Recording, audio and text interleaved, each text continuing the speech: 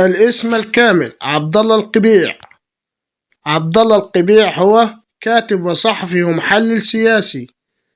الجنسية: يحمل الجنسية السعودية. الديانة: الإسلام. الحالة الاجتماعية: متزوج. تاريخ وفاة عبد الله القبيع: اليوم الأحد بتاريخ 15 فبراير 2026 ميلادي، الموافق 27 شعبان 1447 هجري. مكان وفاة عبد الله القبيع: في لندن في المملكة المتحدة.